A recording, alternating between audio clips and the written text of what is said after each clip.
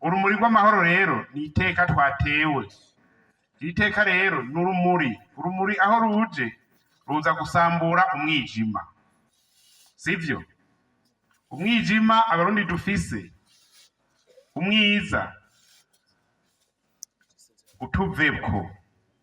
Nyir'ishoboye mukuru w'igihugu yaturungikiye intumwa zizanye urumuri.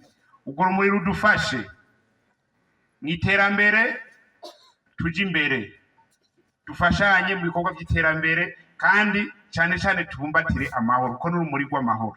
Muje ku bikorwa vy'iterambere, mwiteze imbere mu miryango, cyane cyane mworore twatungwa duto muhereye ku nkwavu. Nyir'ishoboye yababwiye yuko ukwavu cyangwa inkoko ruvyara inka, sivyo? None ababitanguye barabizi. Urumuri rero ruze kudufasha kwijukira ibikorwa by'iterambere, twebwe nyene iterambere ryo mu muhana iwacu, kuko yambona kazoza y'igihugu 2040 igihugu cifashe ihera mu miryango. Umuryango utifashe ijya mbona kazoza izoca kiba indoto.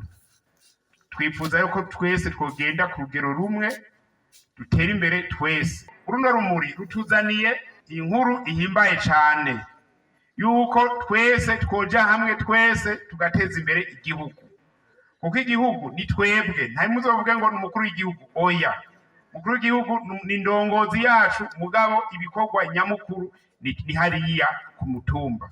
Arishobora amatari yavuze ati ari ab'umugwazo. Twarabivuze, reka tubisubire. Ntidushobora gutera imbere turi kumwe n'indera amaboko. Abantu birirwa ku marigara mu bacunge.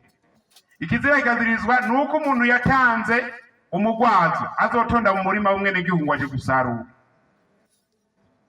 Muzo mufate nk'umusuma, kandi babe bavyumva. Utanga umugwazo afatwa nk'umusuma. Turinganize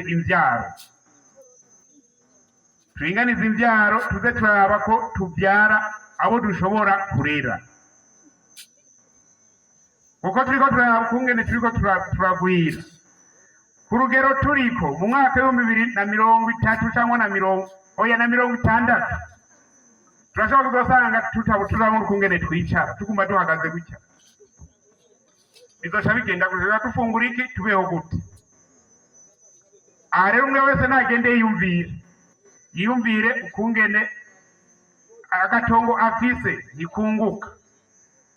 Agatongo ntikunguka, Uburundi ntibwaguka, mugabo tukaguma tugwira kuri umurindi.